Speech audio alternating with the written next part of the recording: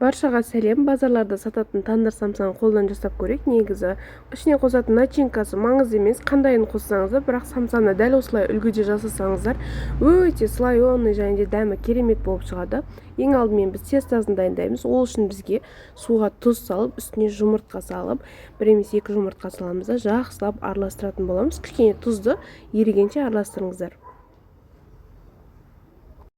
Содан соң үстіне електен өткізілген ұнды жақсылап салып алатын боламыз. Қолмен жақсылап араластырып, әдемі етіп қамыр дайындап аламыз. Қамырымыз міне, көріп тұрғандарыңыздар, июін қандырып 7-8 минут иледім.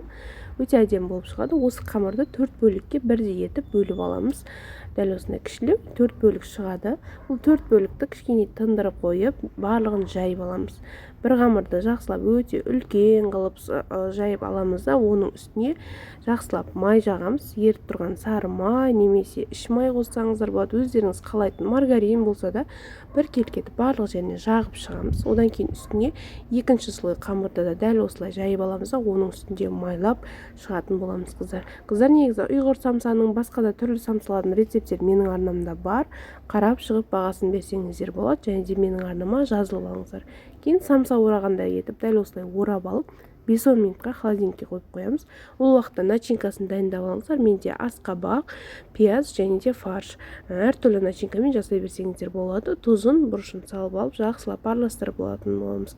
Асқабақтарыңыз тәттісі аз болса, кішкене шекер де қоссаңыздар болады. Не көріп тұрғандарыңызда мен тестаны бөліп алдым. Өте слойы көп, керемет қамыр болып шыққан, қыздар.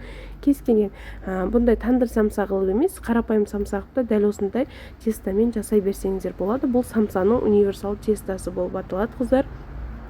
Жайып алып, осылай начинкасын ішіне салып, әдемі етіп қалағауларыңша түйіп шығасыздар. Мен капля тәріздес, яғни тамшы тәріздес қылып түйдім. Бұл жерде мен екі жұмыртқаның ағын жақсылап көпіртіп аламыз да, табаның астын сәл ғана қыздырамыз. Қатты қыздырудың қажеті жоқ. Осылай барлығын жабыстырып шығамыз.